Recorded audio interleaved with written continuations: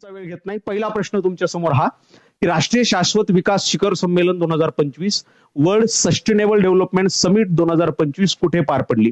याचा अर्थ परीक्षेला समिट विचारल्या गेलेल्या आहेत. तर येणाऱ्या बाकी शिफ्ट मध्ये सुद्धा काही समिट तुम्हाला विचारल्या जाऊ शकतात. चला धन्यवाद भागवत सर. चलो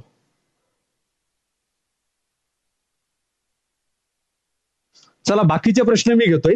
आता चला काही तुम्हाला मी काउंटर क्वेश्चन देतोय, याचं उत्तर मला पाहिजे. मला तुम्ही अपेक्षित आहे. नंबर टाकून आपलं रेग्युलर सारखं रिव्हिजन आपण सुरू करूया. मला सांगा G7 शिखर संमेलन 2025 कुठे पार पडले.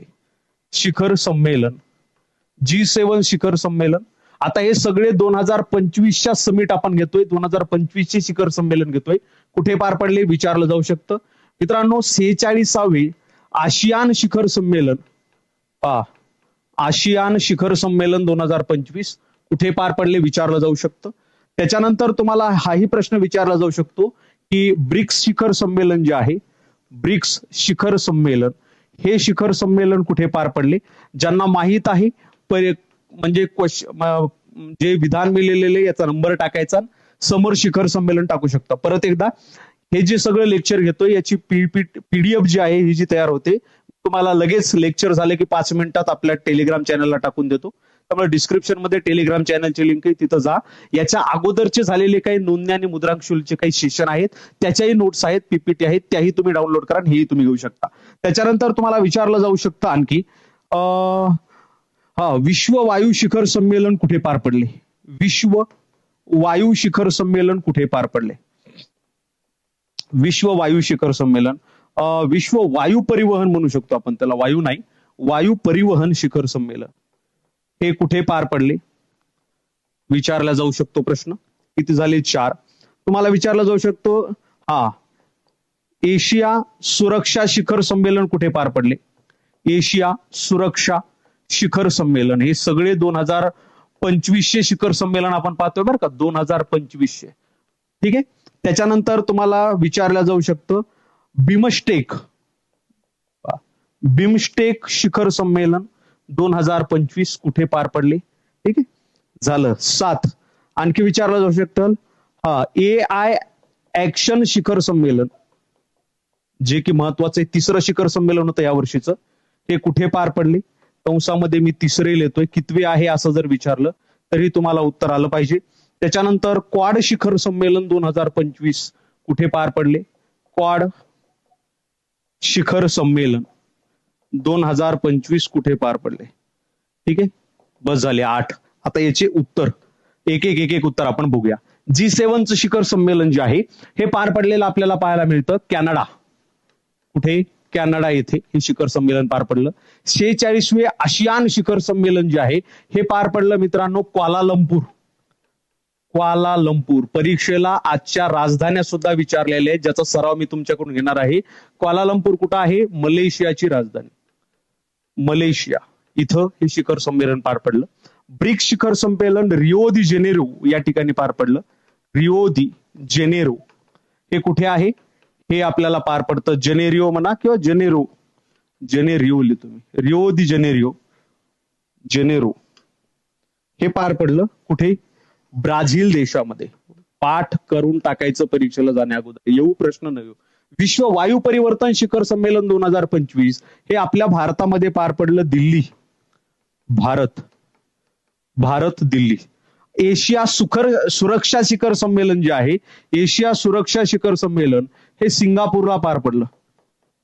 सिंगापूर, कुठं, सिंगापूर. बिमस्टेक शिखर संमेलन 2025 जे आहे हे पार पडलं Bangkok, Thailand. Bangkok, Thailand, Thailand. चल पुढं. AI ऍक्शन जे 3रं शिखर संमेलन होतं, हे शिखर संमेलन पार पडलं मित्रांनो पॅरिस या ठिकाणी, फ्रान्स येथे.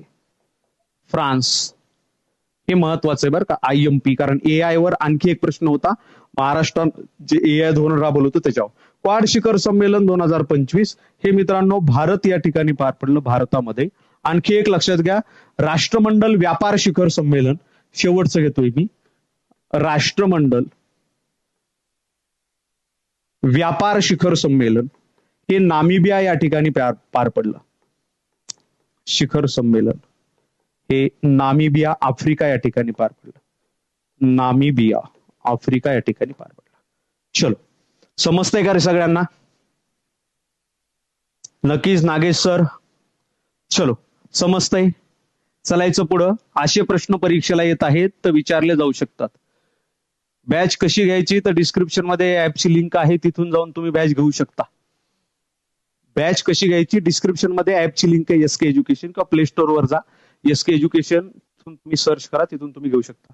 माझी कमेंट बॉक्सची स्क्रीन बंद पडलेली, मला थोडं जवळ जाऊन त्यामुळं छोट्या स्क्रीनवर पाहावं लागतंय. त्यामुळे तुमचे क्वेश्चन जे आहेत, जी कमेंट आहे, मी आपल्या याच्यानंतर जसं की क्वेश्चन होईल त्याच्यानंतर मी पाहिल.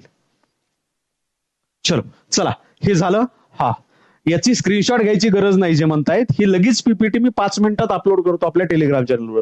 जे मुलं नवीन आहेत, ऍप आपलं टेलिग्राम चॅनल जॉईन करा. आणि आजचं लेक्चर तुम्हाला आवडत असेल तर लेक्चर लाईक करा. तुम्हाला विचारलाय प्रश्न, ते म्हणजे अकबरनामा हे अकबर बादशहाचे आत्मचरित्र कोणी लिहिले.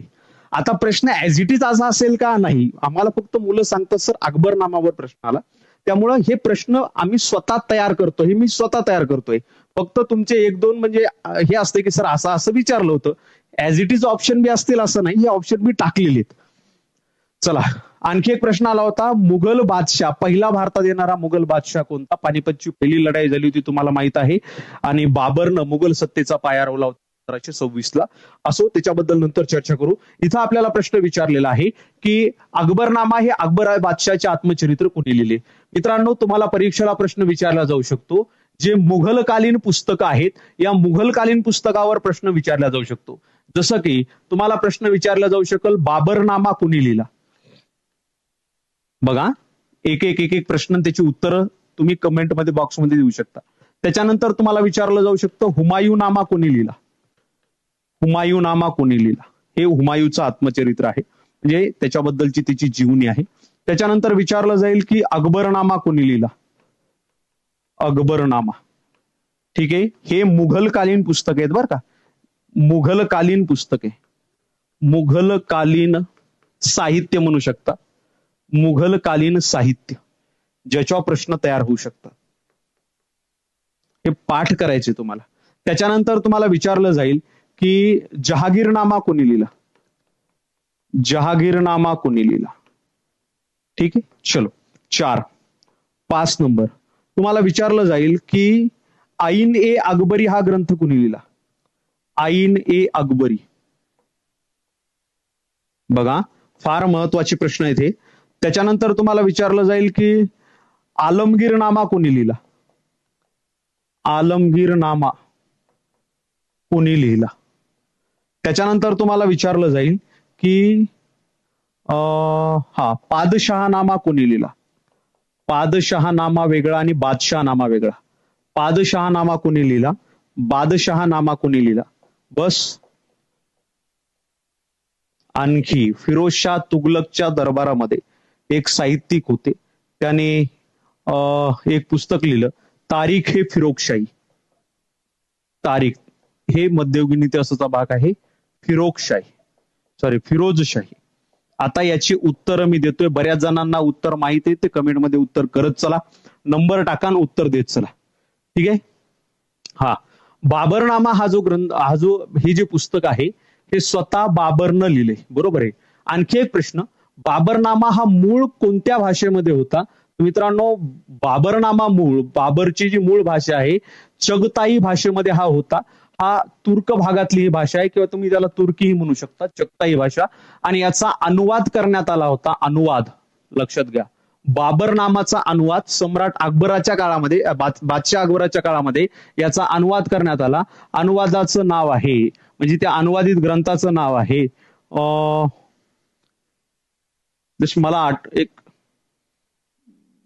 आहे, मला आठवलं की मी लिहून टाकतो. तर ते जो अनुवाद केलेला आहे, ज्याचं नाव मला माहित आहे, अब्दुल रहीम खाना. ठीक आहे, चलो. याचं आठवलं की मी सांगतो. हुमायूनामा हा जो ग्रंथ आहे, हा हुमायूची बहीण, तिचं नाव होतं गुलबदन बेगम, हिनं लिहिला. गुलबदन बेगम न लिहिला. गुलबदन बेगम, ठीक, ही हुमायूंची बहीर होती. अकबरनामा हा जो ग्रंथ आहे हा अबुल फाजल न लिहिला. अबुल फाजल हा दरबारी होता. अबुल फाजल. मित्रांनो लक्षात घ्या, सम्राट अकबरानं एक भाषाचा अनुवाद विभाग स्थापन केला होता आणि या अनुवाद विभागाचं काम हे होतं की भारतामध्ये जेही काही महत्वाचे जे ग्रंथ आहेत या महत्वाच्या ग्रंथाचं फारसी भाषेमध्ये अनुवाद करणं. मित्रांनो फारसी भाषेमध्ये अनुवाद केलेला आपला एक पंचतंत्र ग्रंथ तुम्हाला माहित असायला पाहिजे. पंचतंत्र हा जो ग्रंथ होता याचा फारसी अनुवाद काय केला? अनवर ए सादात. काय? अनवर ए सादात. हे कोणत्या ग्रंथाचा फारसी अनुवाद आहे असं जर तुम्हाला विचारलं तर सांगता आलं पाहिजे. त्याच्यानंतर आपलं जे महाभारत होतं मित्रांनो, महाभारताचा सुद्धा फारसी अनुवाद केलेला आपल्याला पाहायला मिळतो. महाभारत ग्रंथाचा फारसी अनुवाद, या महाभारत ग्रंथाचा फारसी भाषेमध्ये रजमनामा नाव दिले. रजमनामा. रजमनामा काय नाव दिले? रजमनामा. चला, जहागीरनामा हा जो ग्रंथ होता हा ग्रंथ आपल्याला जहागीरनंच लिहिलेला पाहायला मिळतो. बादशाह जहागीरनं स्वतः लिहिला. जसं की बाबरने स्वतः ग्रंथ लिहिला, आपलं पुस्तक लिहिलं, त्याचं आत्मचरित्र लिहिलं तसं. आईन ए अकबरी हे अकबर नामाचाच एक छोटासा वेगळा भाग आहे. त्याचा पुढचा भाग हे तुम्ही म्हणू शकता हा सुद्धा अबुल फाजल न लिहिला. अबुल फाजल हा त्यावेळेस अनुवादक विभागाचा सुद्धा प्रमुख होता. त्याच्यानंतर आलमगीर नावा हा जो ग्रंथ आहे हा मोहम्मद काझीम न लिहिला. मोहम्मद काझीम. मोहम्मद काझीम न लिहिलेला ग्रंथ आहे. पुढे चला, पादशाहनामा हा जो ग्रंथ आहे हा ग्रंथ आपल्याला पाहायला मिळतो मोहम्मद वारिस न लिहिलेला. मोहम्मद वारिस. कोणी लिहिला? मोहम्मद वारिस. ही पीपीटी तुम्हाला मी अवेलेबल करून देतो, ती तुम्ही टेलिग्राम चॅनलवर घ्या. बादशाहनामा हा जो ग्रंथ आहे हा अब्दुल हमीद लाहोरीनं लिहिला. अब्दुल हमीद लाहोरी. आणि सर्वात शेवटचा ते तारीख ए फिरोजशाही हा जो ग्रंथ होता हा जियाउद्दीन बर्नीनं लिहिला. जियाउद्दीन. मित्रांनो जियाउद्दीन बर्नी जो होता हा अल्लाउद्दीन खिलजीचा सुद्धा आपल्याला काय दरबारी पाहायला मिळतो. दरबारी म्हणजे त्यावेळेस इतिहासकार असायचे जे दरबारामध्ये राहायचे आणि बादशाह जे काही कार्य करतायत ते कार्य लिहून काढायचे, त्यांना दरबारी असं म्हणत असे. ठीक आहे, चलो इथपर्यंत कोणाला काय अडचण? सम्राट अशोक कोणत्या राजवंशात येतो? हा, तेही प्रश्न आपण नंतर घेऊया, उद्याच्या सेशन मध्ये घेऊया. ठीक आहे, चला बॅच मस्त आहे. धन्यवाद. 100% तुम्हाला फायदा झालाय बऱ्याच जणांना. 11 प्रश्न म्हणतोय ना, म्हणजे येणाऱ्या उद्या तर लगेच तुमचं काय होणार नाही. 3 ते 8 पर्यंत जे आहेत त्याच्यातून जेवढे लेक्चर पाहता येईल तेवढे पाहून घ्या. 30 एक लेक्चर आहेत, तेवढे गेले ते 10 ते 15. तुम्ही शून्य असाल तरी 10 ते 15 मार्क म्हणजे प्रश्न तुम्हाला येऊ शकतात. असो, जे मुलं नवीन जॉईन झालेले आहेत लेक्चरला लाईक करा आवडत असेल तर. चला येऊया पुढच्या प्रश्नाकडे. पुढचा प्रश्न तुमच्या समोर हा. कमेंट वाचायसाठी मी म्हणतोय मला परत समोर जावं लागतंय.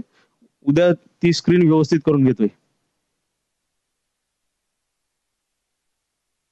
शेख अहमद सर धन्यवाद. वाटल्यास तुमच्याकडे 2 मिनिट वेळ असेल तर ऍपची लिंक टाकून द्या तुम्ही तरी. ठीक आहे, चला धन्यवाद.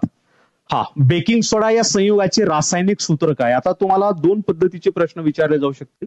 काही रोजच्या जीवनामध्ये वापरण्यात येणारे संयुग आणि त्याची रासायनिक सूत्र परीक्षेला विचारले गेलेले आहेत. आता ज्यांना उत्तर माहिती आहे ते उत्तर लिहून टाका. ज्यांना याच्या व्यतिरिक्त काय प्रश्न येऊ शकतात, काही 7 ते 8 नावं मी तुम्हाला देतोय, याच्यावर परीक्षेला प्रश्न विचारला जाऊ शकतो. जसं की बेकिंग सोडा जो आहे हे संयुगाचं सामान्य नाव आहे. बेकिंग सोडा. बेकिंग सोड्याचं रासायनिक नाव विचारलं जाऊ शकतं. रासायनिक नाव आणि त्याचं सूत्र विचारलं जाऊ शकतं. रासायनिक सूत्र. हे दोन्ही गोष्टी पाठ करायच्यात बरं का. बेकिंग सोडा बाजूला थोडंसं घेतोय मी. हा, बेकिंग सोडा. मित्रांनो बेकिंग सोड्याचं जे रासायनिक नाव आहे हे रासायनिक नाव आपल्याला पाहायला मिळतं सोडियम बायकार्बोनेट. हे याच्यावर सुद्धा प्रश्न विचारला जाऊ शकतो का? Sodium bicarbonate. आणि याचं जे सूत्र आहे कार्बोनेट, याचं जे सूत्र आहे हे सूत्र आपल्याला पाहायला मिळतं NaHCO3. NaHCO3 हे सूत्र आहे. सोडियम बायकार्बोनेट म्हणजे बेकिंग सोडा. त्याच्यानंतर तुम्हाला विचारलं जाऊ शकेल की ब्लिचिंग पावडर जे आहे, ब्लिचिंग पावडर हे सामान्य नाव आहे संयुगाचं. या ब्लिचिंग पावडरचं रासायनिक नाव काय असं जर तुम्हाला विचारलं, रासायनिक नाव, तर या ब्लिचिंग पावडरचं रासायनिक नाव आहे कॅल्शियम ऑक्झिक्लोराइड. ऑक्झिक्लोराइड, ऑक्झिक्लोराइड. ठीक आहे, ऑक्झिक्लोराइड. आणि याचं जे संयुग आहे हे संयुग आपल्याला पाहायला मिळतं. कॅल्शियम म्हणल्यानंतर सीए पासून सुरू होतं, CaCl2. ठीक आहे, चलो. त्याच्यानंतर तिसरं संयुग लक्षात घ्या जे विचारलं जाऊ शकतं, ते म्हणजे कास्टिंग सोडा. कास्टिक सोडा. मित्रांनो, कास्टिक सोडा जे आहे, या कास्टिक सोड्याचं रासायनिक नाव जे आहे हे आपल्याला पाहायला मिळतं सोडियम हायड्रॉक्साईड. Sodium hydroxide. हे पाठ करायचे बरं का, हायड्रॉक्साईड. पाठांतराशिवाय याला पर्याय नाही. याचं जे सूत्र आहे हे सूत्र आपल्याला पाहायला मिळतं NaOH, हायड्रॉक्साईड. ठीक आहे, किती झाले? 3. काही 4-5 देतो आणखी. चौथं जे परीक्षेला विचारलं जाऊ शकतं ते म्हणजे क्लोरोफॉर्म. आपण माहिती आहे ना, पिक्चर मध्ये पाहत असतो क्लोरोफॉर्म. क्लोरोफॉर्म हे जे संयुग आहे याचं सामान्य नाम आहे, रासायनिक नाव जे आहे हे आपल्याला पाहायला मिळतं ट्रायक्लोरोमिथेन. ट्रायक्लोरोमिथेन. ट्रायक्लोरोमिथेन. ट्रायक्लोरोमिथेन याचं जर संयुग आपण बघलं, याचं जर रासायनिक सूत्र आपण पाहिलं, याचं रासायनिक सूत्र आपल्याला पाहायला मिळतं CHCl3. CHCl3.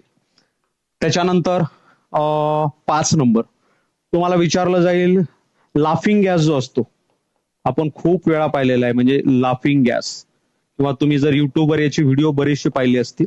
त्या लाफिंग गॅसचं नाव जे आहे त्याला नायट्रस ऑक्साईड म्हटलं जातं. Nitrous oxide. ऑक्साईड. तुम्हाला सर मग हे नावं काय आहेत? हे याचे सामान्य नाव आहेत.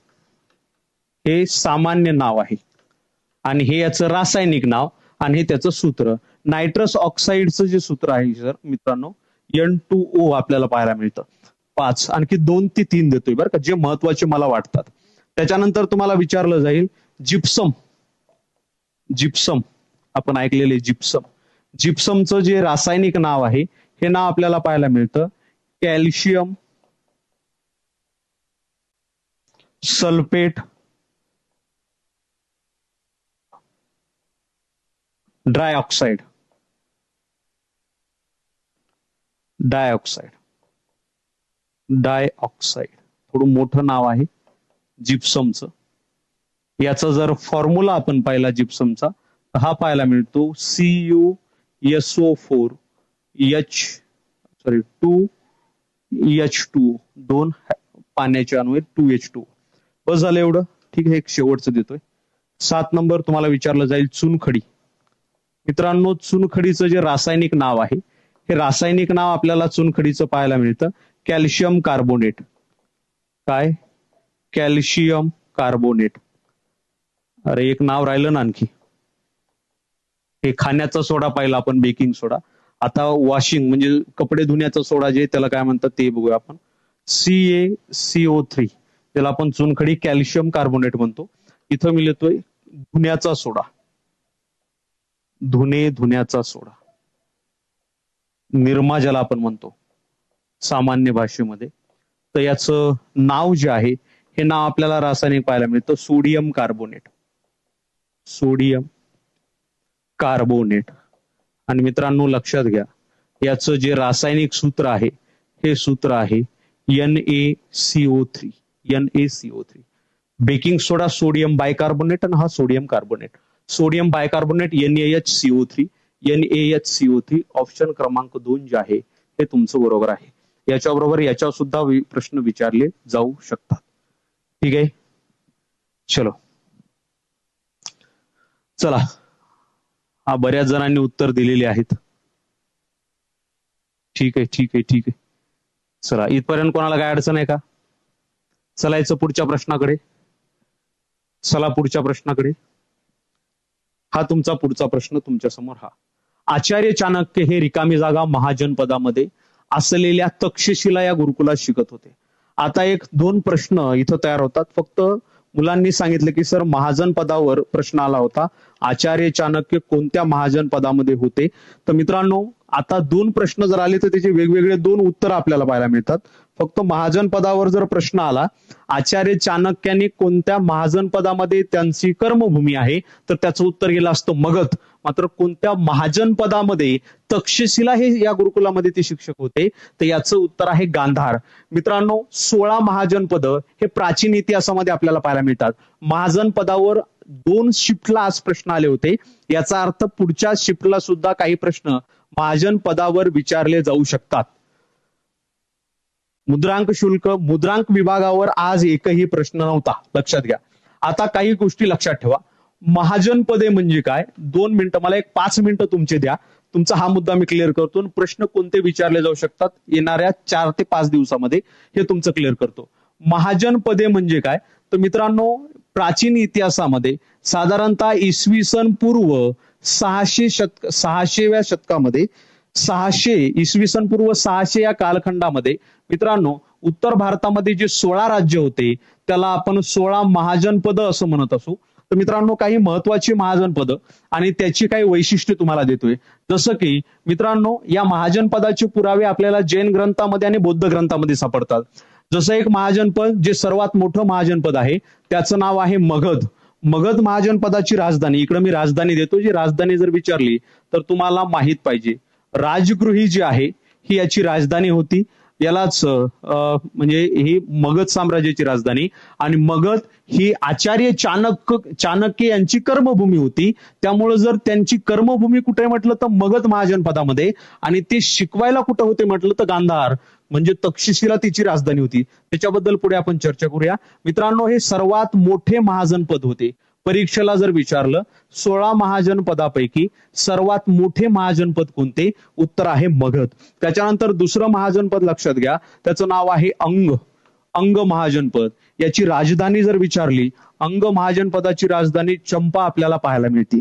त्याच्यानंतर तिसरं महाजनपद लक्षात घ्या, 100% पुढच्या काही शिफ्टमध्ये याच्यावर प्रश्न येतील, वज्जी नावाचं महाजनपद. मित्रांनो वज्जी महाजनपदाच्या 3 राजधान्या आपल्याला पाहायला मिळतात. जसं की वैशाली राजधानी, तुम्हाला माहित आहे भगवान महावीरांचा जन्म जे आहे हे या महाजनपदामध्ये झालाय. भगवान महावीरांचा जन्म कोणत्या महाजनपदामध्ये जर विचारला, महावीरांचा जन्म हे तुम्हाला कोणत्याही इंटरनेटवर किचकट भाषेमध्ये सापडेल. फक्त लक्षात घ्या मी सांगतोय तेवढं.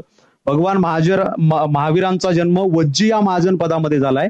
वैशाली त्याची राजधानी होती. त्याच्यानंतर वज्जीची आणखी एक राजधानी आपल्याला पाहायला मिळते मिथिला. म्हणजे आताचा म्हणजे वैशाली म्हणजे आताचं नेपाळ, बरोबर आहे. आणि कुंडलग्राम ही एक राजधानी आपल्याला पाहायला मिळते. असो, हे झालं वज्जी महाजनपद. आता पुढचं महाजनपद महत्वाचं, याच्यावर सुद्धा प्रश्न आलेला आहे. पुढच्या महाजनपदाचं नाव आहे मल्ल महाजनपद. कोणतं, मल्ल महाजनपद म्हणजे मल्ल नावाचं राज्य. याची राजधानी आपल्याला कुशीनगर पाहायला मिळते. कुशीनगर पावा 2 आहे कुशीनगर. आणि मित्रांनो या ठिकाणी भगवान गौतम बुद्ध जे आहे यांचं निर्वाण झालेलं आपल्याला पाहायला मिळतं. गौतम बुद्धांचे निर्वाण, ठीक आहे. चलो, आणि पावागड जे आहे इथं भगवान महावीरांचं निर्वाण. वज्जी हे यांचं जन्मस्थान. तर मल्ल हे या ठिकाणी भगवान महावीरांचं निर्माण पाहायला मिळतं. 5वं आपल्याला काशी पाहायला मिळतं महाजनपद. काशीची राजधानी वाराणसी. काही महत्वाचं असेल ते मी तुम्हाला सांगतो, वाराणसी. त्याच्यानंतर पुढचं महाजनपद आहे, किती झाले 5, 6वं महाजनपद आहे चेदी महाजनपद, किंवा काही ठिकाणी तुम्हाला उल्लेख चेरी पाहायला मिळेल. चेरी किंवा चेदी नावाचं महाजनपद. इथलची राजधानी जर तुम्हाला विचारली या महाजनपदाची तर शक्तिमती नावाची राजधानी आहे. शक्तिमती, कोणती, शक्तिमती नावाची राजधानी. किती 6. आता ही लिस्ट लिहूनच घ्या, काय हरकत नाही, पाठ करा. त्याच्यानंतर पुढचं महाजनपद आहे वत्स महाजनपद, किंवा त्याला वच्छ महाजनपद असं सुद्धा काही ठिकाणी उल्लेख पाहायला मिळतो. मित्रांनो हे जे महाजनपद आहे याची राजधानी आहे कौशंबी. परीक्षेला राजधानी सुद्धा विचारली जाऊ शकते, कारण आजच्या शिफ्टमध्ये 2 महाजनपद विचारले, दोन्ही शिफ्टमध्ये एक महाजनपद विचारलं होतं. कौशांबी ही जी राजधानी आहे मित्रांनो, ही राजधानी म्हणजे ह्या जे 16 महाजनपद आहेत, हे सर्वात मोठं व्यापारी केंद्र होतं. व्यापारी केंद्र. ठीक आहे, किती झाले रे?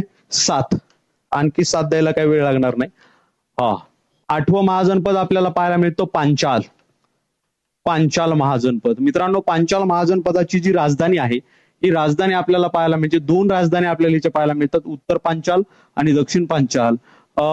एक दक्षिण पांचालची राजधानी कांपित्य आपल्याला पाहायला मिळते. कांपित्य. ठीक आहे. 8. 9वं महाजनपद आपल्याला पाहायला मिळतं, ते म्हणजे कौशल. कौशल महाजनपद. कौशल.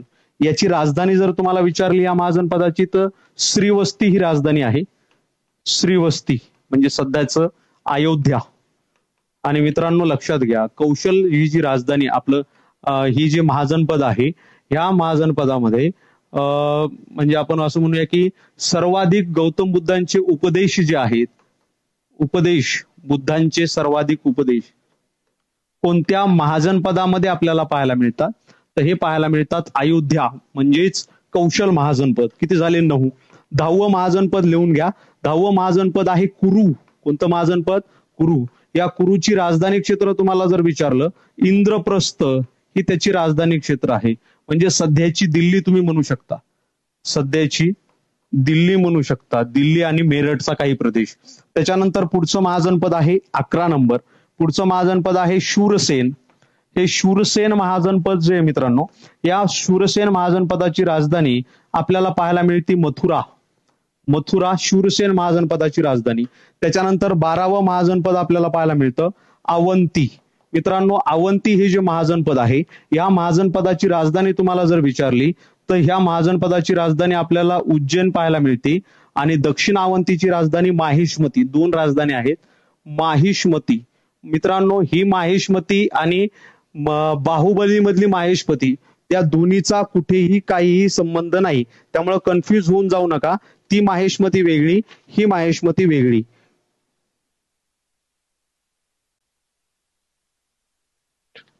हा 12, 2, 3 आणखी 3, 4 बाकी. त्याला थोडं वर ढकलतो. 13. काय हरकत नाही, थोडा वेळ झाला तरी. आश्मक. आश्मक नावाचं 14.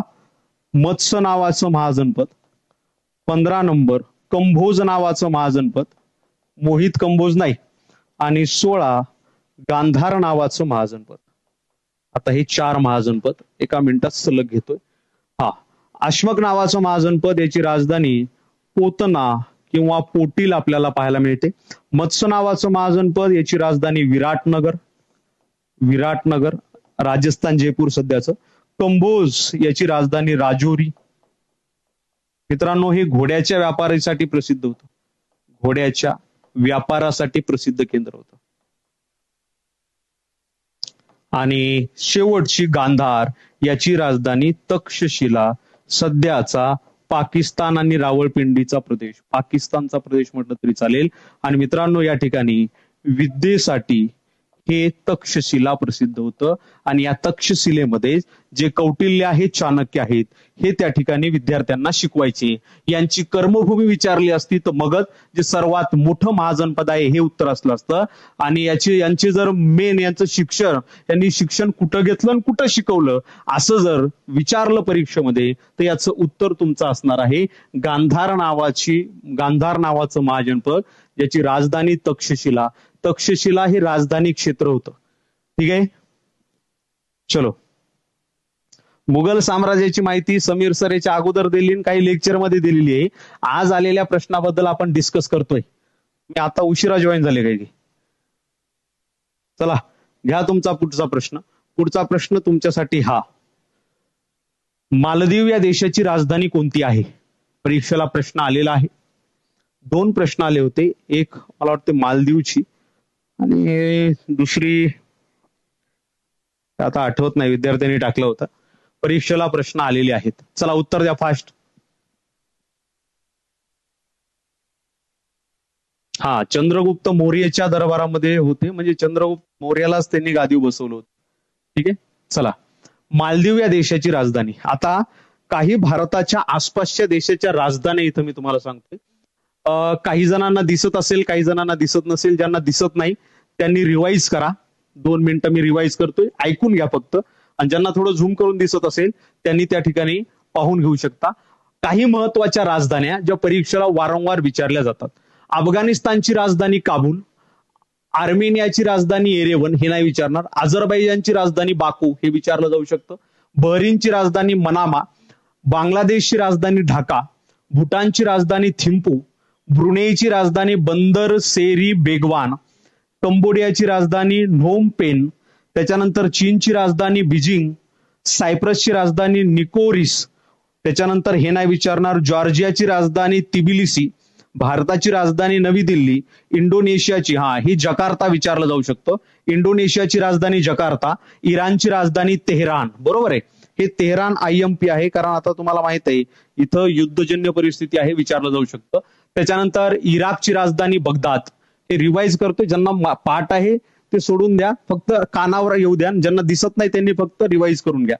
इस्रायलची राजधानी जेरुसलेम, त्याच्यानंतर जपानची राजधानी टोकियो, जॉर्डनची राजधानी अम्मान, कझाकिस्तानची राजधानी नूर सुलतान, कुवेतची राजधानी कुवेत शहर, किर्गिस्तानची राजधानी बिश्केक, त्याच्यानंतर लाओसची राजधानी व्हिएशियन, त्याच्यानंतर लेबेनॉनची राजधानी बैरूत, त्याच्यानंतर मलेशियाची राजधानी क्वालालंपूर. मला वाटतं मलेशिया विचारलं होतं, दुसरं नाव आठवत नाही, पण 2 राजधान्या विचारल्या होत्या. मालदीवची राजधानी माले. त्याच्यानंतर इथं मंगोलियाची राजधानी उलानबातर, म्यानमारची राजधानी नायपिडा, नेपाळची राजधानी काठमांडू, उत्तर कोरियाची प्योंगयांग, ओमानची राजधानी मस्कत, पाकिस्तानची राजधानी इस्लामाबाद, फिलिपिन्सची राजधानी मनिला, कतारची राजधानी दोहा, सौदी अरेबियाची राजधानी रियाद, सिंगापूरची राजधानी सिंगापूरच, दक्षिण कोरिया सिओल, त्याच्यानंतर श्रीलंका श्री जयवर्धनेपुरा कोट्टे, कंबोडिया सुद्धा आपलं श्रीलंकेची राजधानी जी आहे आपल्याला कोलंबो सुद्धा आहे, आणि ही सुद्धा, मात्र कोलंबो ही फक्त न्यायिक राजधानी आता ठेवली. पॅलेस्टाईन जेरुसलेम, सीरिया, त्याच्यानंतर Damascus, Tajikistan Dushanbe, Thailand Bangkok, तुर्की अंकारा, त्याच्यानंतर हे काही विचारणार नाही. संयुक्त अरब अमिराती, UAE ची राजधानी अबुधाबी, त्याच्यानंतर उझबेकिस्तानची ताशकंद, व्हिएतनामची हनोई आणि येमेनची साना. तर अशा पद्धतीच्या काही महत्वाच्या देशाच्या राजधान्या ज्यांना पाठ आहेत किंवा ज्यांना माहीत नसतील तर ते एकदा रिवाईज करून घेऊ शकता. परीक्षेला प्रश्न काय आला होता की मालदीव या देशाची राजधानी ही माले आपल्याला पाहायला मिळते, माले. ठीक आहे, ऑप्शन क्रमांक 1 इथं बरोबर आहे. क्लिअर, चलायचं पुढं. चलो घ्या पुढचा प्रश्न तुमच्यासाठी. भारताचा पहिला गव्हर्नर जनरल कोण होता? भारताचा पहिला गव्हर्नर जनरल कोण होता?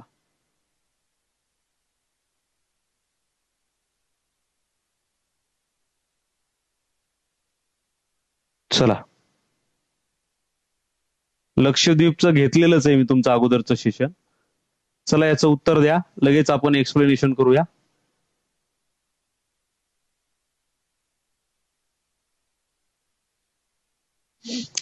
चला, आता याच्यामध्ये प्रश्न कसे तयार होतात तर याच्यामध्ये मित्रांनो जे प्रश्न आहेत हे प्रश्न, आता काही जण म्हणतात की स्वतंत्र भारताचे पहिले गव्हर्नर कोणते असा प्रश्न होता, काही जण म्हणतात की गव्हर्नर जनरल कोण होते असा प्रश्न होता. आता प्रश्न कसाही असो, मी एक प्रश्न घेतलेला आहे, याच्यामध्ये सगळं तुमचं एक्सप्लेनेशन होऊन जातं. जसे की तुम्हाला परीक्षेला प्रश्न विचारला जाऊ शकतो, नंबर टाकायचा आणि उत्तर द्यायचं गव्हर्नर जनरलवर. दुहेरी शासन व्यवस्था लागू करणारा गव्हर्नर जनरल कोण? दुहेरी शासन व्यवस्था लागू करणारा गव्हर्नर जनरल कोण? गव्हर्नर जनरल आणि त्यांचे एक महत्वाचं काम ज्याच्यावर प्रश्न विचारला जाऊ शकतो. तुम्हाला आणखी विचारला जाऊ शकेल की बंगालचा पहिला गव्हर्नर जनरल कोण? गव्हर्नर जनरल, बंगालचा पहिला गव्हर्नर जनरल. त्याच्यानंतर आणखी तुम्हाला विचारलं जाईल की कायमधारा पद्धत लागू करणारा गव्हर्नर जनरल कोण? कायमधारा पद्धत लागू करणारा, हे एवढं महत्वाचं करा. त्याच्यानंतर तुम्हाला आणखी विचारलं जाईल की तैनाती फौजेचा जनक कोणाला म्हणतात? तैनाती फौजेचा जनक तैनाती फौजेचा जनक कोणत्या गव्हर्नर जनरलला म्हणतात. त्याच्यानंतर तुम्हाला आणखी विचारलं जाईल की हा भारताचा पहिला गव्हर्नर जनरल कोणता. पहिला गव्हर्नर जनरल. आणखी विचारलं जाईल की सतीबंदीचा कायदा लागू करणारा गव्हर्नर जनरल कोणता होता. सतीबंदी कायदा लागू करणारा गव्हर्नर जनरल. आणखी विचारलं जाईल तुम्हाला की साम्राज्यवादी धोरण कोणत्या गव्हर्नर जनरल होतं. साम्राज्यवादी म्हणजे कोणत्याही हालतीमध्ये आपल्याला राज्य वाढवायचे, साम्राज्यवादी विस्तार असणारा गव्हर्नर जनरल. हे सगळे प्रश्न याची उत्तरं तुम्हाला आली पाहिजे. त्याच्यानंतर भारताचा पहिला व्हाईसरॉय कोणता. पहिला व्हाईसरॉय. बंगालची फाळणी कोणत्या गव्हर्नर जनरलने केली. बंगालची फाळणी. बस. हा आणखी एक विचारला जाऊ शकतो की जनगणनेचा जनक कोणत्या गव्हर्नर जनरलला म्हणतात. जनगणनेचा जनक. जनगणनेचा जनक कोणत्या गव्हर्नर जनरलला म्हणतात. त्याच्यानंतर स्वतंत्र भारताचा किती झाले 11. स्वतंत्र भारताचा पहिला गव्हर्नर जनरल कोणता. पहिला गव्हर्नर जनरल. ओके. चला आता एवढी उत्तरं ज्यांना माहित आहेत, बऱ्याच जणांना त्यांनी दिलेली आहे, ज्यांना माहित नाही ते पटपट पटपट नंबर टाकून उत्तर द्या. दुहेरी शासन व्यवस्थेचा जनक रॉबर्ट क्लाईव्हला म्हटलं जातं. कोणाला म्हटलं जातं. Robert Clive. रॉबर्ट क्लाईव्हला म्हटलं जातं. बंगालचा पहिला गव्हर्नर जनरल कोणता. तर वॉरन हेस्टिंगला बंगालचा पहिला गव्हर्नर जनरल म्हटलं जातं. वॉरन हेस्टिंग बंगालचा पहिला गव्हर्नर जनरल. याच्याच कालावधीमध्ये पिट्स इंडिया ऍक्ट आला होता. कायमधारा पद्धतीचा जनक जे आहे lord Cornwallis. Lord Cornwallis. Cornwallis कायमधारा पद्धतीचा जनक त्याला म्हटलं जातं. पुढे चला. तैनाती फौजेचा जनक जे आहे याला म्हटलं जातं कोण. Richard Wellesley. रिचर्ड वेलस्ली हा तैनाती फौजेचा जनक म्हणून ओळखला जातो. त्याच्यानंतर भारताचा पहिला गव्हर्नर जनरल कोणता. मित्रांनो बंगालच्या गव्हर्नर जनरल नंतर बंगालचा गव्हर्नर जनरल हा गव्हर्नर राहिला आणि मग भारताचा गव्हर्नर जनरल हा म्हणजे भारताचं गव्हर्नर जनरल पद निर्माण झालं आणि भारताचा गव्हर्नर जनरल जे आहे हे आपल्याला विल्यम बेंटिंग पाहायला मिळतो. William Bentinck. सतीबंदीचा कायदा कोणत्या गव्हर्नर जनरलने आणला. तर हाच विल्यम बेंटिंगने आणला. साम्राज्यवादी विस्तार करणारा गव्हर्नर कोणता.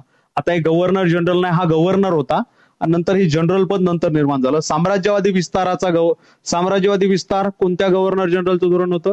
तर डलहौसी तुम्हाला माहित असेल. डलहौसीनं अनेक संस्थानं काबीज केले, काही खालसा सुद्धा केली. पहिला व्हॉइसरॉय 1857च्या उठावानंतर ईस्ट इंडिया कंपनीची सत्ता गेली. ईस्ट इंडिया कंपनीची सत्ता ही आपल्याला ब्रिटिश सरकारनं स्वतःच्या हातामध्ये घेतली आणि गव्हर्नर जनरल पद रद्द केलं आणि व्हॉइसरॉय हे पद त्या ठिकाणी त्यांनी सुरू केलं. तर भारताचा पहिला व्हॉइसरॉय म्हटलं त्याचं उत्तर आहे लॉर्ड कॅनिंग. 1857च्या उठावामध्ये सुद्धा कोण व्हॉइसरॉय आपलं गव्हर्नर जनरल होता. Lord Canning. बंगालची फाळणी लॉर्ड कर्झन. लॉर्ड कर्झननं बंगालची फाळणी केली होती. जनगणनेचा जनक कोणत्या गव्हर्नरला म्हणतात. लॉर्ड मेओला म्हणतात. लॉर्ड मेओ याला काय म्हटलं जातं. जनगणनेचा जनक. आणि स्वतंत्र भारताचे पहिले governor general Mountbatten. Mountbatten. Mountbatten. इथं प्रश्न बदलला, उत्तर बदलतं. इथं विचारले भारताचा पहिला गव्हर्नर जनरल कोण होता. भारताचा पहिला म्हटलं तर भारताचा पहिला विल्यम बेंटिंग आणि स्वतंत्र भारताचा पहिला म्हटलं तर मग Mountbatten. William Bentinck option क्रमांक 2 जे आहे हे आपलं उत्तर बरोबर आहे. ऑप्शन क्रमांक 2. ठीक आहे. चलो समजते सगळ्यांना. क्लिअर. आता 1 मिनिटात तुमची मी कमेंट वाचतो. चलो.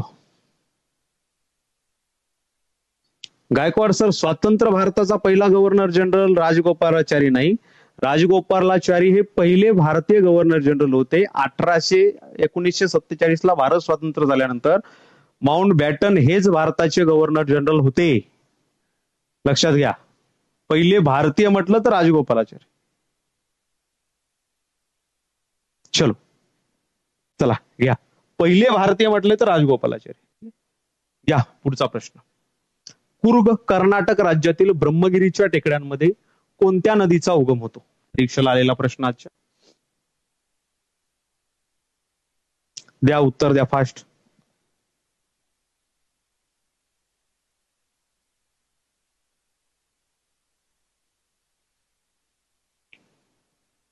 चला.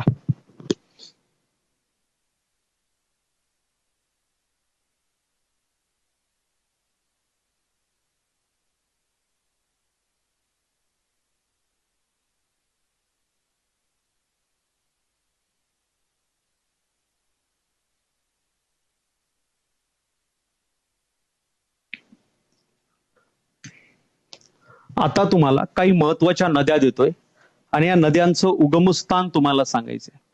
सांगा बरं, गंगा नदीचा उगम कुठं होतो? नंबर टाकून उत्तर द्या. यमुना नदीचा उगम कुठं होतो?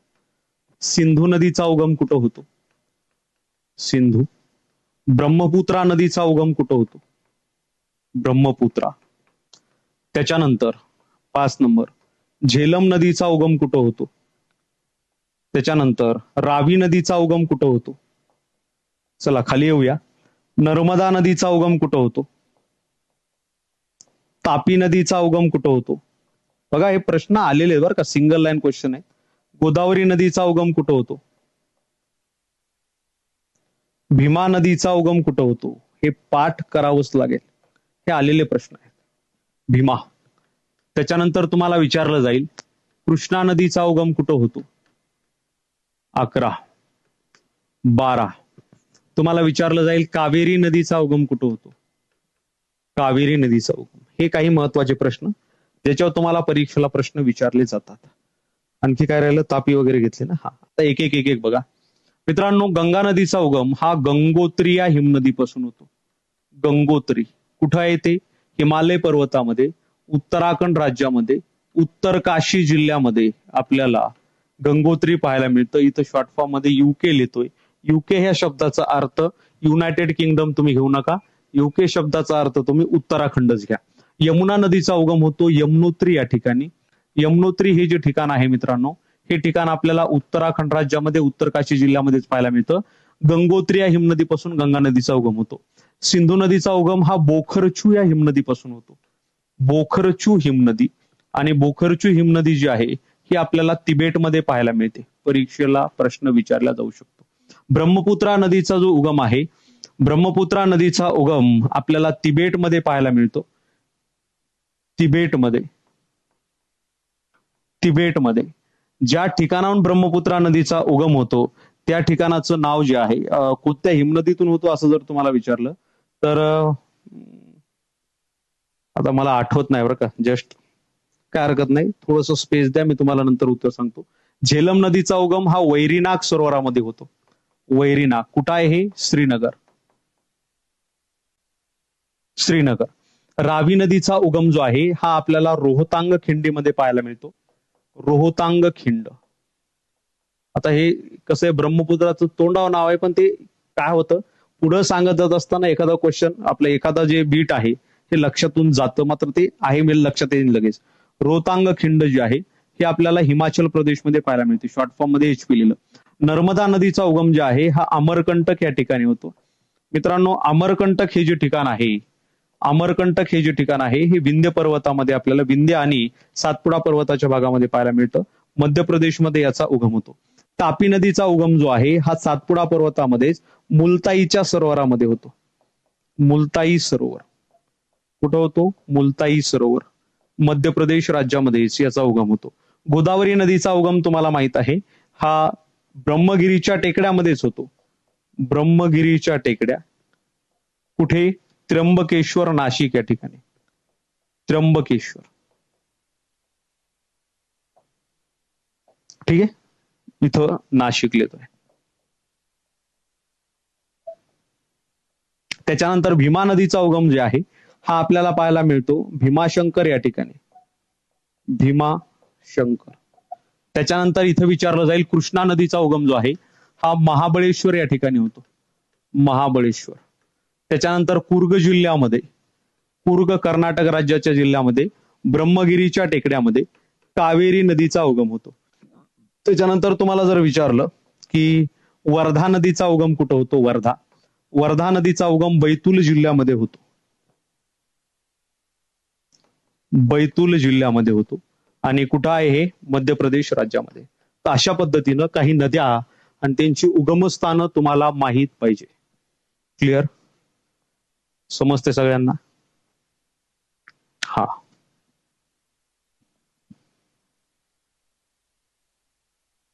चलो. हा राईट, चेमा युंगडुम नदी. चेमा युंगडुम. शाबास. चलो, इथपर्यंत कोणाला काय अडचण आहे? चलायचं पुढं. हे असे काही महत्वाच्या नद्यांवरचे प्रश्न ज्याच्यावर परीक्षेला प्रश्न तयार होऊ शकतात, हे पाठ पाहिजे. या प्रश्नाचं उत्तर आहे कावेरी नदी. मित्रांनो, कावेरी नदी जी आहे त्या कावेरी नदीला दक्षिण भारताची गंगा म्हणतात. काय म्हणतात? दक्षिण भारताची गंगा असं म्हटलं जातं. दक्षिण भारताची गंगा. त्यावेळेला आणखी एक नाव आहे अर्धगंगा असं म्हटलं जातं. अर्धगंगा. मित्रांनो, कावेरी नदीचं एक वैशिष्ट्य लक्षात घ्या. कावेरी नदीला दक्षिण भारतातील बारमाही नदी म्हटलं जातं. म्हणाल सर, बारमाही नदी हे फक्त हिमालयातल्या नद्या आहेत आणि हिला बारमाही नदी कशामुळे म्हटलं जातं? कारण दक्षिण भारतामध्ये तुम्हाला माहित आहे फक्त पाऊस असेल तेव्हाच पाणी असतं नद्यांच्या पात्रामध्ये, पाऊस नसेल तेव्हा नद्याच्या पात्रामध्ये पाणी नसतं. मात्र मित्रांनो, ही जी नदी आहे कावेरी नदी, सर्वात जास्त जर परतीचा पाऊस कुठे पाऊस इम्पॅक्ट करत असेल, सर्वात जास्त जर परतीचा पाऊस कुठे पाऊस पडत असेल, जास्त पाऊस पडत असेल तर तो कावेरी नदीच्या खोऱ्यामध्ये.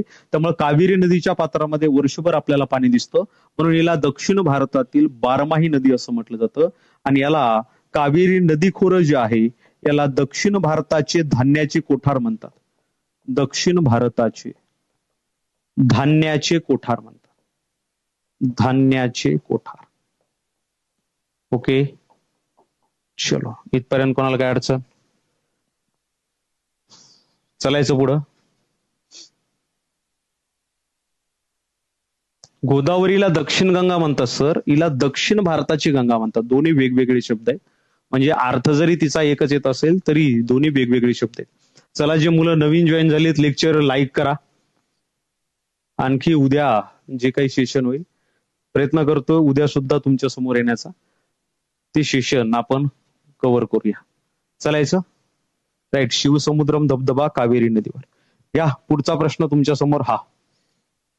महाराष्ट्र राज्याचे वनमंत्री कोण आहेत? परीक्षेला प्रश्न आलाय. याचा अर्थ तुम्हाला महाराष्ट्र राज्याचं मंत्रिमंडळ माहीत असणं गरजेचं आहे. मंत्रिमंडळावर परीक्षेला प्रश्न आलेला आहे तर तुम्हाला मंत्रिमंडळ माहीत असणं गरजेचं आहे. महाराष्ट्र राज्याचे वनमंत्री लेटेस्ट. चला, आता एक माझ्याकडे 2 स्लाइड आहेत. हे गव्हर्नमेंटच्या वेबसाईटवरून मी डाउनलोड केलेलं आहे. तर लक्षात घ्या, मी मंत्र्याची नावं वाचतोय. तुमच्याकडे पीपीटी येईल तेव्हा तुम्ही डिटेल हे वाचू शकता. हे अपडेटेड यादी आहे. कधीची अपडेटेड यादी आहे? हे 23 मे 2025 ची अपडेटेड यादी आहे. तर लक्षात घ्या. त्यामुळे हे एकदा मी रिवाइज करतोय. ज्यांचं रिव्हिजन होईल त्यांनी लक्षात घ्या, पाठ करण्याचा प्रयत्न करा. ठीक आहे. चलो, चला. मुख्यमंत्री देवेंद्र फडणवीस यांच्याकडे कोणतं कोणतं मंत्रालय लक्षात घ्या. हे पाठ करायचं बरं का, सोबत चला माझ्या. मी काय तुम्हाला म्हटलं असतं तुम्ही वाचून घ्या, फक्त आपल्याला ते डोक्यात घालायचंय. देवेंद्र फडणवीस यांच्याकडे गृह मंत्रालय आहे. यांच्याकडेच ऊर्जा मंत्रालय सुद्धा आहे. गृह मंत्रालय, ऊर्जा मंत्रालय, विधी व न्याय मंत्रालय, सामान्य प्रशासन आहे, माहिती व जनसंपर्क आहे आणि इतर जे इतरांकडे कोणाकडे नाही ते यांच्याकडे येतात. ठीक आहे. हा मुद्दा तुमचा क्लिअर. पुढे एकनाथ शिंदे यांच्याकडे नगर विकास मंत्रालय आहे, गृहनिर्माण आहे, सार्वजनिक बांधकाम मंत्रालय हे एकनाथ शिंदे यांच्याकडे आहे. म्हणजे लक्षात घ्या, तुम्हाला विचारले मंत्रालय विचारले. गडकरींवर सध्या सकाळी प्रश्न आला होता पहिल्या शिफ्टला आणि मला वाटतं दुसऱ्या शिफ्टला हा प्रश्न आला होता हे वनमंत्र्यांवर. असो, तर हे पाठ पाहिजे तुम्हाला. उपमुख्यमंत्री अजित पवार यांच्याकडे वित्त आणि नियोजन मंत्रालय आहे आणि राज्य उत्पादन शुल्क मंत्रालय आहे. राज्य उत्पादन शुल्क. पुढे चंद्रशेखर बावनकुळे यांच्याकडे महसूल मंत्रालय आहे, जे की तुम्हाला मी मागच्या लेक्चरमध्ये सांगितलं होतं. छगन भुजबळ यांच्याकडे अन्न, नागरी पुरवठा व ग्राहक संरक्षण मंत्रालय आहे. राधाकृष्ण विखे पाटील, आता हे थोडा वेळ लागला तरी चालेल, पण आपल्याला पाठ करणे हे लक्षात येणे. राधाकृष्ण विखे पाटील यांच्याकडे जलसंपदा मंत्रालय आहे. आता काही पहिल्या व्हिडिओच्या खाली बरेच जण ते टोचत होते विखे पाटलाकडे महसूल आणि विखे पाटलाकडे हे ते नाहीये. हे जे मी तुम्हाला माहिती देतोय ही ऑथेंटिक गव्हर्नमेंट वेबसाईटवरून घेतलेली माहिती आहे. ही काय कोणत्या पुस्तकातून जुनी कोणती माहिती उचलत नाही मी. हे अपडेटेड लक्षात घ्या. हसन मुश्रीफ जे आहेत यांच्याकडे वैद्यकीय शिक्षण मंत्रालय आहे. चंद्रकांत पाटील जे आहे यांच्याकडे उच्च व तंत्र शिक्षण आणि संसदीय कार्य मंत्रालय आहे. गिरीश महाजन यांच्याकडे जलसंपदा आहे. हे IMP आहे बरं का. जलसंपदा मंत्रालय गिरीश महाजन यांच्याकडे आहे. त्याच्यानंतर आपत्ती व्यवस्थापन मंत्रालय सुद्धा यांच्याकडेच आहे. म्हणजे बीजेपी मध्ये जरी काही दुसऱ्या कोणाच्या पक्षामध्ये काही झालं असेल तर आपत्ती व्यवस्थापन यांच्याकडेच येतं. गणेश नाईक यांच्याकडे वन मंत्रालय. ज्यांनी हे उत्तर आज लिहिलं त्यांचे 2 मार्क पक्के. पुढे गुलाबराव पाटील यांच्याकडे पाणी पुरवठा आणि स्वच्छता मंत्रालय आहे. दादा भुसे यांच्याकडे शालेय शिक्षण मंत्रालय आहे. संजय राठोड यांच्याकडे मृदा व जलसंधारण मंत्रालय आहे. मंगल प्रभात लोढा जे आहे त्यांच्याकडे कौशल्य रोजगार आणि उद्योजकता व नाविन्यता मंत्रालय आहे. उदय सामंत यांच्याकडे उद्योग आणि मराठी भाषा मंत्रालय आहे. त्याच्यानंतर जयकुमार रावल यांच्याकडे पणन आणि राजशिष्टाचार मंत्रालय आहे. श्रीमती पंकजाताई मुंडे यांच्याकडे पर्यावरण आणि वातावरणीय बदल पशुसंवर्धन मंत्रालय. हे सुद्धा लक्षात घ्या. पर्यावरण व वातावरणीय बदल आणि पशुसंवर्धन मंत्रालय. अतुल सावे यांच्याकडे इतर मागासवर्गीय कल्याण मंत्रालय, दुग्ध विकास आणि अपारंपरिक ऊर्जा आणि दिव्यांग कल्याण मंत्रालय आहे. दिव्यांग कल्याण मंत्रालय यांच्याकडे. अशोक उईके आदिवासी विकास मंत्रालय. आदिवासीच्या IBPS मध्ये यांच्यावर प्रश्न आला होता. शंभूराज देसाई यांच्याकडे पर्यटन, खनिकाम आणि माजी सैनिक कल्याण मंत्रालय आहे. आशिष शेलार यांच्याकडे माहिती तंत्रज्ञान आणि सांस्कृतिक कार्य मंत्रालय आहे. दत्तात्रय भरणे यांच्याकडे क्रीडा व युवक कल्याण आणि अल्पसंख्याक विकास मंत्रालय आपल्याला पाहायला मिळतं. आदिती तटकर यांच्याकडे महिला व बाल विकास आहे. हे सुद्धा महत्वाचं आहे. IMP महिला व बाल विकास आदिती तटकर आहे. त्याच्यामुळं जे आपण म्हणतो की लाडली बहीण योजनेचे सगळे अपडेट आदिती तटकरेच देतात याच्यासाठी. त्याच्यानंतर शिवेंद्र सिंग भोसले जे आहेत हे यांच्याकडे सार्वजनिक बांधकाम मंत्रालय आहे. त्याच्यानंतर माणिकराव कोकाटे यांच्याकडे कृषी मंत्रालय वादात राहिलेले आहेत, लक्षात येईल तुमच्या. जयकुमार गोरे यांच्याकडे ग्रामविकास व पंचायत राज मंत्रालय. नरहरी झिरवळ यांच्याकडे अन्न व औषधी मंत्रालय. संजय सावकार यांच्याकडे वस्त्रोद्योग मंत्रालय. संजय शिरसाट यांच्याकडे सामाजिक न्याय मंत्रालय. त्याच्यानंतर प्रताप सरनाईक यांच्याकडे परिवहन मंत्रालय. त्यामुळे बसबद्दल सांगितलं होतं की बस तोट्यात चालली मागच्या 10 वर्षापासून, यांनीच येऊन सांगितलं. भरत गोगावले यांच्याकडे रोजगार हमी योजना, फलोत्पादन आणि खारभूमी विकास मंत्रालय. मकरंद जाधव यांच्याकडे मदत व पुनर्वसन मंत्रालय. नितेश राणे यांच्याकडे मत्स्य व्यवसाय व बंदरे मंत्रालय. लक्षात घ्यायचं सिंधुदुर्ग मधले आहेत तर मत्स्य व्यवसायाच्या संदर्भात आणि बंदराच्या संदर्भात लक्षात घेऊ शकता. आकाश पुंडकर यांच्याकडे कामगार मंत्रालय. बाबासाहेब पाटील यांच्याकडे सहकार मंत्रालय आणि प्रकाश आबिटकर यांच्याकडे सार्वजनिक आरोग्य व कुटुंब कल्याण मंत्रालय. नॉर्मली महिला आणि बालविकास बरोबरच कुटुंब कल्याण मंत्रालय असतं, पण इथं नाहीये. महिला व बालविकास वेगळा आहे आणि कुटुंब कल्याण मंत्रालय प्रकाश आबिटकर यांच्याकडे आहे. शेवटचे 2 मिनिटं तुमचे घेतोय. राज्यमंत्री जर आपण पाहिले तर आशिष जयस्वाल वित्त नियोजन, कृषी मदत, पुनर्वसन, विधी न्याय, कामगार यांचे राज्यमंत्री आहेत. आपल्याला ते महत्वाचं नाही. 6 नंबरचं योगेश कदम, मी पहिल्या लेक्चरमध्ये टाकलं होतं. काही अल्पज्ञानांनी तिथं सांगलं की ते नाहीत, हे नाही सर, योगेश कदम नाही दिलं. इथं महसूल जे राज्यमंत्री आहेत हे कोण आहेत? योगेश कदम. महसूल राज्यमंत्री सांगितलं होतं मी. वेबसाईटवरून डायरेक्टली माहिती येते. त्याच्यानंतर असो, हे तुम्ही नंतर घेऊ शकता. मेघनाताई बोर्डीकर असो, सार्वजनिक आरोग्य कुटुंब कल्याण यांच्या राज्यमंत्री आहेत. तर असे प्रश्न परीक्षेला विचारले जात आहेत. तर हे झालं तुमचं रिव्हिजन. वनमंत्री जर तुम्हाला विचारलं तर गणेश नाईक हे वनमंत्री. आजच्या परीक्षेला आलेला प्रश्न. यांच्यावर प्रश्न आला तर आणखीनही म्हणजे बाकीच्याही मंत्र्यांवर पुढच्या परीक्षेला प्रश्न विचारले जाऊ शकतात, कारण 10वीच्या लेवलवर हे तुमचे पेपर आहेत. ठीक आहे, चला क्लिअर. बऱ्याच जणांनी उत्तर बरोबर दिलेलं आहे. ठीक आहे, चला इथपर्यंत कोणाला काय अडचण आहे का रे? चला याचं पुढं. घ्या पुढचा प्रश्न तुमच्यासाठी हा.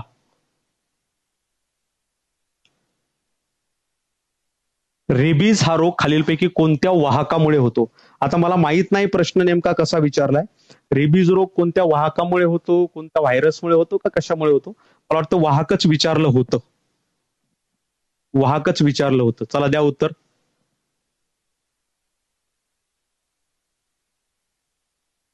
हे लाईव्ह लेक्चर युट्यूबलाच राहील.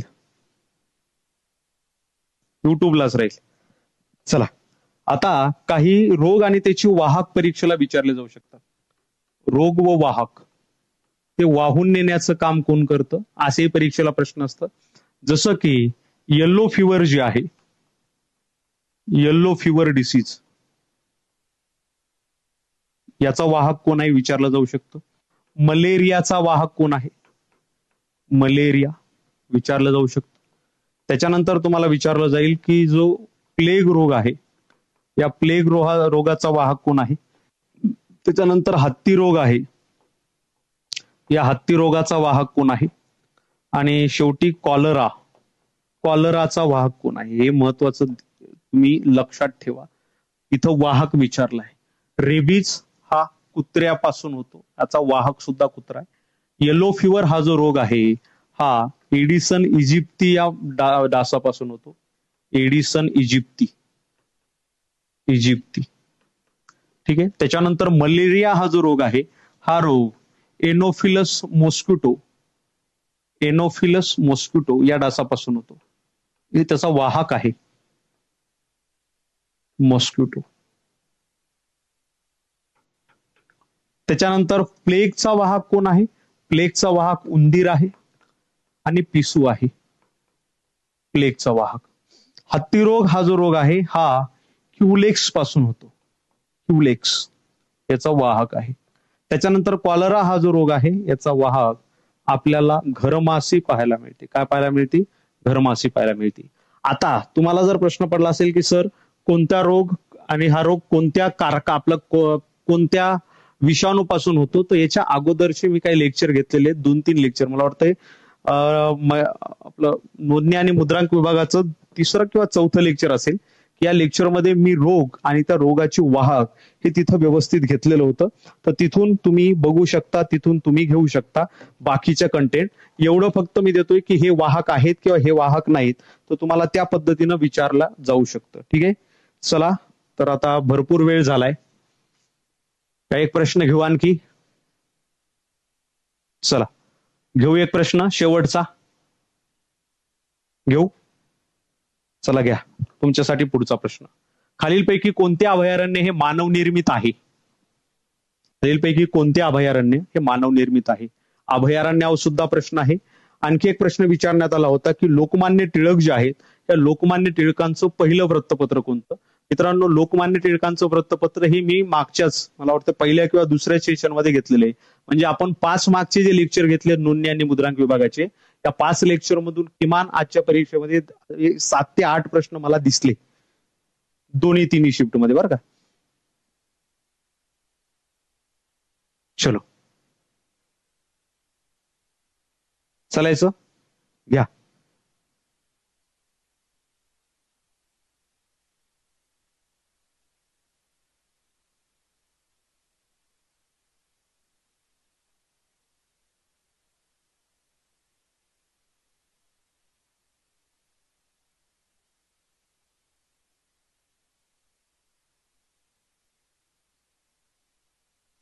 शेवटचा प्रश्न आणि याचं एक्सप्लेनेशन. मित्रांनो शेवटचा प्रश्न घेतोय. जर तुम्हाला विचारलं महाराष्ट्रामधलं सर्वात मोठे अभयारण्य कोणते, बघा प्रश्न कसे तयार होतात. महाराष्ट्रातील सर्वात मोठे अभयारण्य कोणते असं जर प्रश्न विचारला तर याचं उत्तर तुम्हाला माहित असायला पाहिजे. महाराष्ट्रातलं सर्वात मोठं अभयारण्य आहे मेळघाट अभयारण्य. मेळघाट अभयारण्य जे की आपल्याला अमरावती जिल्ह्यामध्ये पाहायला मिळतं. अमरावती जिल्ह्यामध्ये मेळघाट अभयारण्य. जर तुम्हाला विचारलं मित्रांनो महाराष्ट्रातलं सर्वात पहिले अभयारण्य कोणते, पहिले अभयारण्य, तर त्याचं उत्तर आहे राधानगरी अभयारण्य. बघा मी सगळे अभयारण्य ते घेतोय पण त्याचे काय वैशिष्ट्य घेतोय. मित्रांनो राधानगरी अभयारण्य हे 1918चं आहे सर्वात पहिलं. जर तुम्हाला विचारलं महाराष्ट्रातील सर्वात लहान अभयारण्य कोणतं असं जर तुम्हाला विचारलं अभयारण्य, तर याचं उत्तर तुमचं असेल लोणार अभयारण्य जे आहे हे महाराष्ट्रातलं आपल्याला सर्वात लहान अभयारण्य पाहायला मिळतं. लोणार अभयारण्य. लोणार. मित्रांनो, राधानगरी अभयारण्य 1918चं छत्रपती शाहू महाराजांनी स्थापन केलेलं हे अभयारण्य. शाहू महाराज याचं जुनं नाव जे आहे दाजीपूर अभयारण्य, हे याचं जुनं नाव आपल्याला पाहायला मिळतं दाजीपूर. आता काही विशिष्ट तुम्हाला देतोय की जे परीक्षेला जसं विचारण्यात आलेले आहे, जसं की जे भामरागड अभयारण्य आहे मित्रांनो, भामरागड अभयारण्य, या भामरागड अभयारण्यामध्ये लोक बिरादरी प्रकल्प आपल्याला पाहायला मिळतो. लोक बिरादरी प्रकल्प कोणाचा आहे? प्रकाश आमटेचा. लोक बिरादरी प्रकल्प हा या अभयारण्यामध्ये आहे. परीक्षेला असे प्रश्न येतात. त्याच्यानंतर कृत्रिम अभयारण्य म्हणा, त्याचं नाव आहे सागरेश्वर अभयारण्य. सागरेश्वर अभयारण्य हे मित्रांनो महाराष्ट्रातील एकमेव मानवनिर्मित अभयारण्य आहे. एकमेव मानवनिर्मित, आणि याच्यावरच प्रश्न आला होता. मानवनिर्मित अभयारण्य. मित्रांनो, हे जे अभयारण्य आहे हे 1975 साली हे अभयारण्य तयार झालं.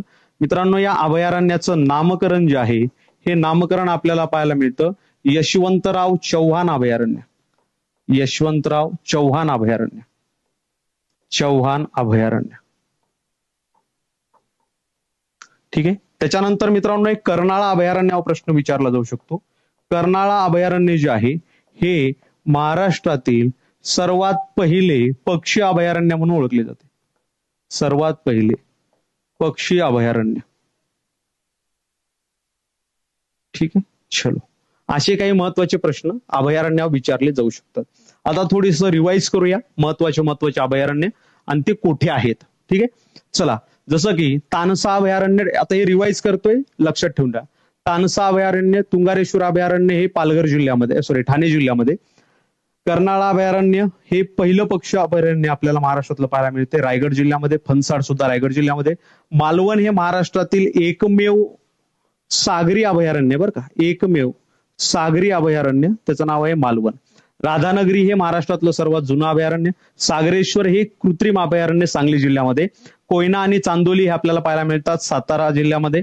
मयुरेश्वर सुपे आणि भीमाशंकर हे पाहायला मिळतात अहिल्यानगर जिल्ह्यामध्ये. कळसुबाई देऊळगाव हे कुठे अभयारण्य? हे पुणे जिल्ह्यामध्ये आणि हे अहिल्यानगर जिल्ह्यामध्ये. नांदूर माध्यमेश्वर हे अभयारण्य नाशिक जिल्ह्यामध्ये. त्याच्यानंतर गवताळा अभयारण्य हे जळगाव आणि छत्रपती संभाजीनगरच्या बॉर्डरवर. जायकवाडी पक्षी अभयारण्य छत्रपती संभाजीनगरमध्ये. अनेर अभयारण्य आपल्याला धुळे जिल्ह्यामध्ये पाहायला मिळतं. नायगाव मयूर अभयारण्य आपल्याला बीड जिल्ह्यामध्ये. एडशी अभयारण्य आपल्याला पाहायला मिळतं